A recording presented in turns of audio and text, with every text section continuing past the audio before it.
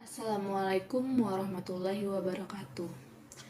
Alhamdulillahirabbil alamin wa bihi nasta'in wa ala umuri waddin wa ala alihi washabihi wasallam.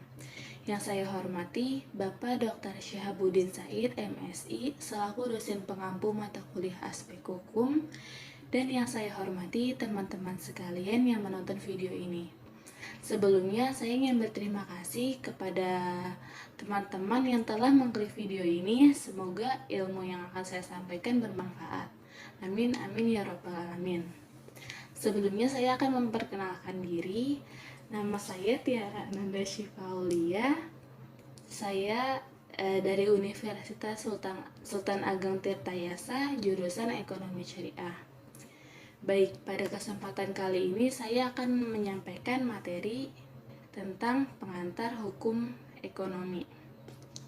Seperti yang kita ketahui teman-teman, lahirnya hukum ekonomi disebabkan oleh semakin pesatnya pertumbuhan dan perkembangan perekonomian. Di seluruh dunia, hukum yang berfungsi mengatur dan membatasi kegiatan-kegiatan ekonomi dengan harapan pembangunan perekonomian tidak mengabaikan hak-hak kepentingan masyarakat.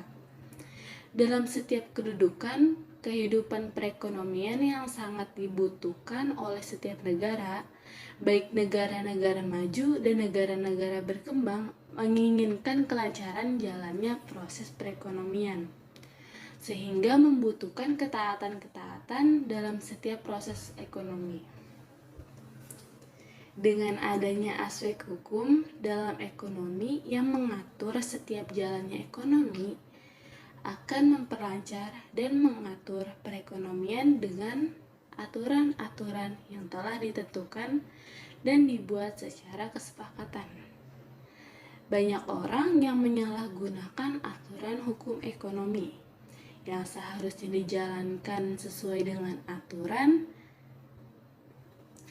yang ditentukan, tetapi karena ingin kemudahan atau kelancaran yang lebih cepat sehingga ia mengubah aturan tersebut.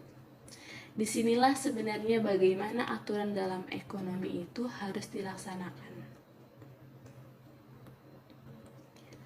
Materi selanjutnya saya akan menjelaskan tentang pengertian hukum. Hukum sendiri adalah undang-undang yang dibuat dan ditegakkan melalui lembaga sosial atau pemerintah untuk mengatur perilaku masyarakat. Hukum yang ditegakkan oleh negara dapat dibuat oleh legislatif kelompok atau oleh seorang legislator tunggal yang menghasilkan undang-undang oleh eksekutif melalui keputusan dan peraturan atau ditetapkan oleh hakim melalui presiden. Seseorang juga bisa membuat kontrak yang mengikat secara hukum, termasuk perjanjian arbitrase yang mengadopsi cara-cara alternatif untuk menyelesaikan perselisihan dengan litigasi pengadilan standar. Penciptaan hukum itu sendiri dapat dipengaruhi oleh konstitusi, tertulis atau diam-diam, dan hak-hak yang dikodekan di dalamnya. Hukum membentuk politik, ekonomi, sejarah, dan masyarakat dalam berbagai cara dan berfungsi sebagai mediator hubungan antar manusia. Sistem hukum bervariasi di setiap negara. Dalam yurisdiksi hukum perdata, legislatif atau badan pusat lainnya mengkodifikasi dengan mengkonsolidasikan hukum. Secara historis, hukum agama mempengaruhi hal-hal sekuler dan masih digunakan di beberapa komunitas agama. Hukum syariah berdasarkan prinsip-prinsip Islam digunakan sebagai sistem hukum utama di beberapa negara, termasuk Iran dan Arab Saudi. Berikut adalah pengertian hukum menurut beberapa para ahli. Yang pertama, menurut Aristoteles.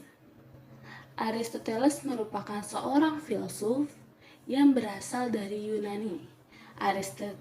Aristoteles membagi hukum menjadi dua, hukum tertentu dan hukum universal.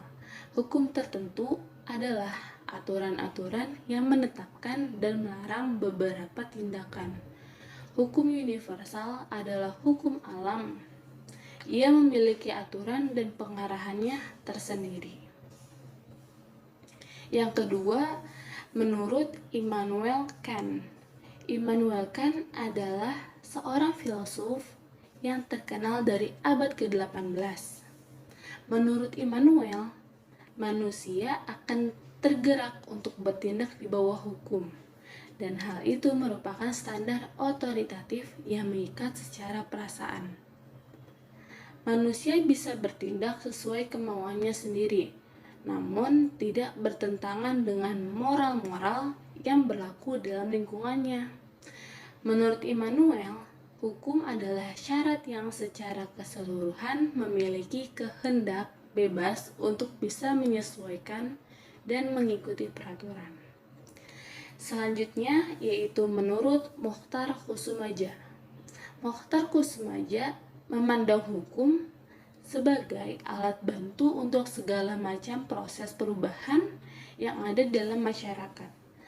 Selain itu, menurutnya, hukum merupakan alat untuk melindungi, memelihara dan menertibkan masyarakat hukum yang sesuai kaidah dan asas yang berguna dalam mengatur hubungan masyarakat yang dibuat dengan keadilan.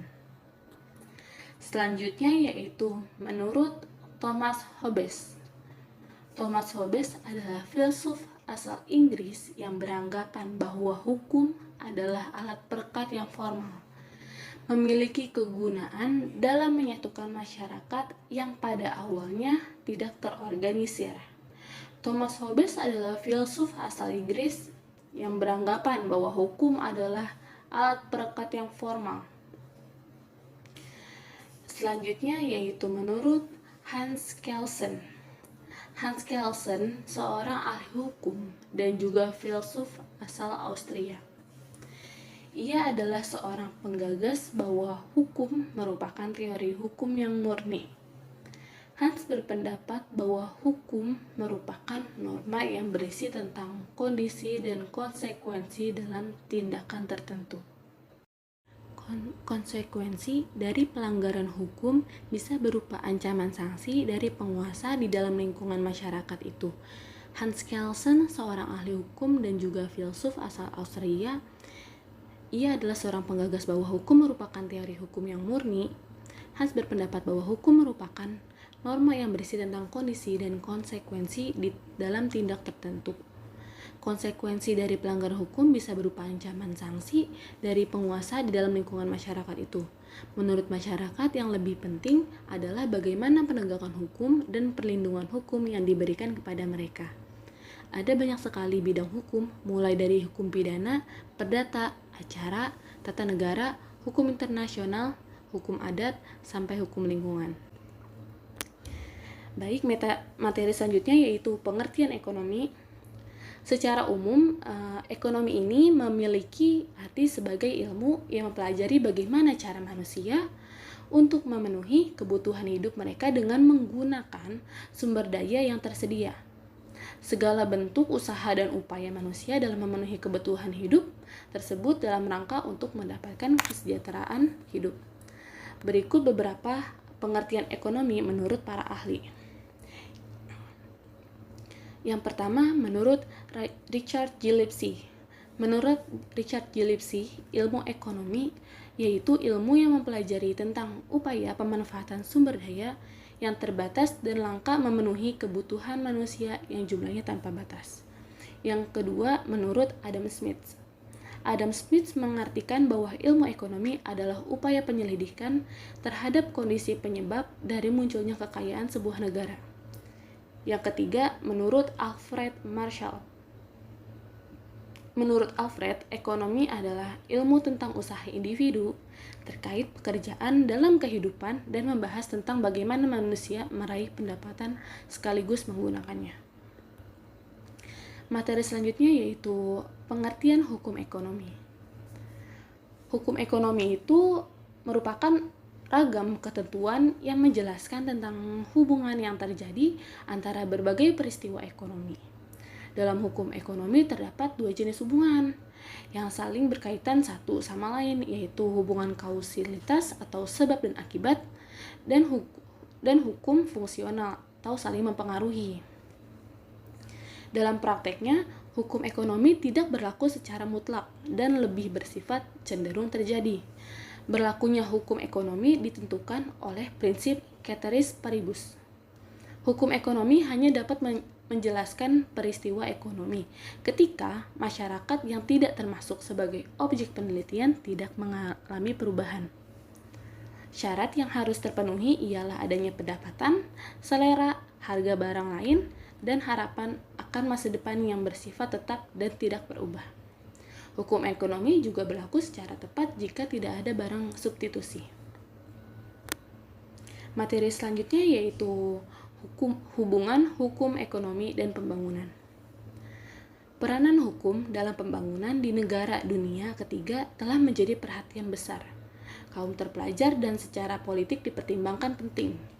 Max Weber berpendapat bahwa bila hukum ingin berperan dalam pembangunan ekonomi, maka hukum harus mempunyai 5 kualitas.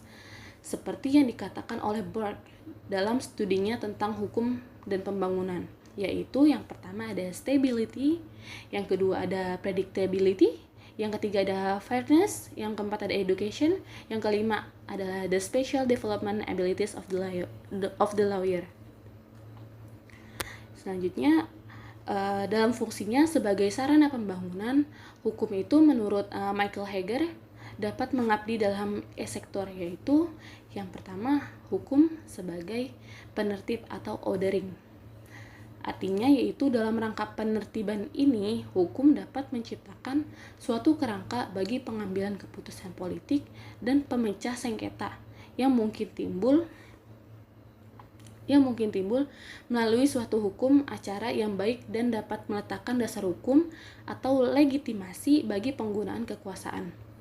Yang kedua, hukum sebagai alat penjaga keseimbangan atau balancing.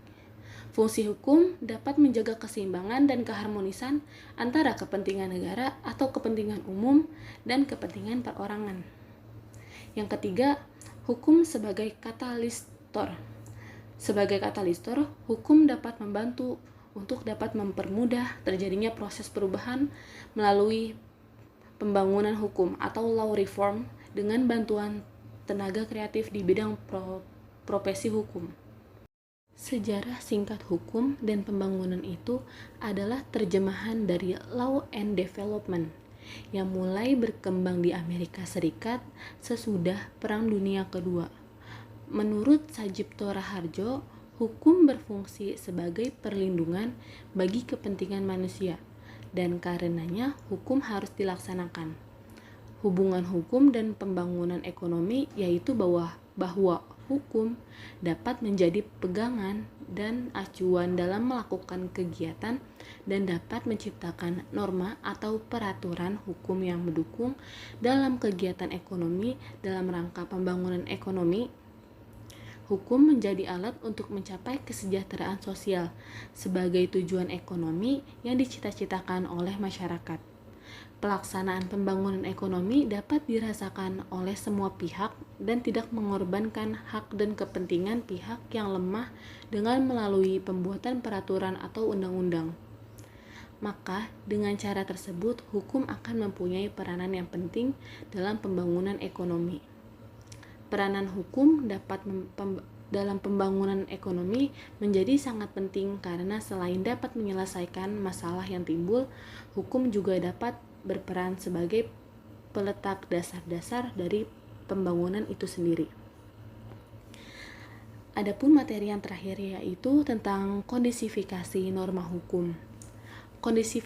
Kodifikasi norma hukum itu adalah proses penyusunan, mengatur, dan mensistemasikan hukum-hukum di yurisdiksi negara tertentu atau dari cabang hukum yang terpisah ke dalam kode yang teratur. Contoh kodifikasi hukum di Indonesia adalah hukum pidana dalam Kitab Undang-Undang Hukum Pidana, hukum perdata dalam Kitab Undang-Undang Hukum Perdata, dan yang terakhir hukum dagang dalam Kitab Undang-Undang Hukum Dagang. Baik, sekian materi yang saya sampaikan. Semoga ilmu yang saya sampaikan bermanfaat.